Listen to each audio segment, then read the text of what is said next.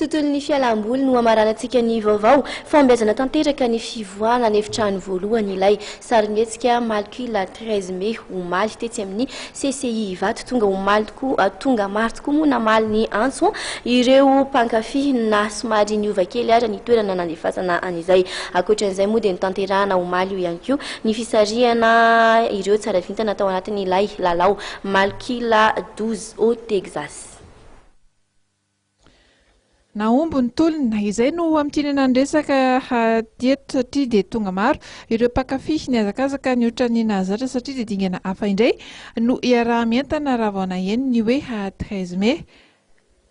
Efa fantatra izay fa dia hetsika fanonganana voaprofita tany ary fa dia nahonga ny mpankafy sarimihetsika sy ny trano mpamokatra scoop digital ihany koa fa na aiza na aiza naovana ny fandefasana ny malokila dia efa vonona foana ireo mpijery.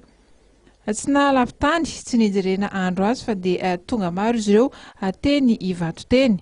Tsy vitatreo nefa ny tolona fa efa fantatra fa ny manaraka vao tena angotraka saingitsinjo sy mahabe fanantenana ny fifanohanana dia ny eo amin'ny fifidianana ny kapila original izany ny pirate koa tsy inona no mamiadana mikiky ny famoronana ka dia tsy tokony nomena avahana. Santatra ambavarano eny iny fa dia ny manetsa be mbola ho avy mampanantena ny trano mpamokatra fa ny tsara trano no atolotra ho an'ireo mpijery.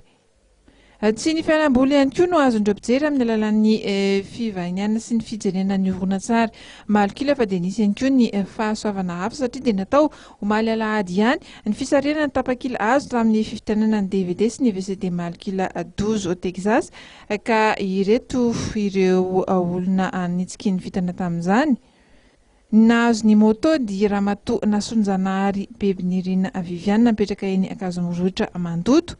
Andriangaramanana Fenso Jean kosa mipetraka eny Ambohitsoa Ifanja nahazo ny salon complet iray ary Andriambovonjy Valimbavaka mipetraka eny Amboditsiry no nahazo ny télévision écran plat.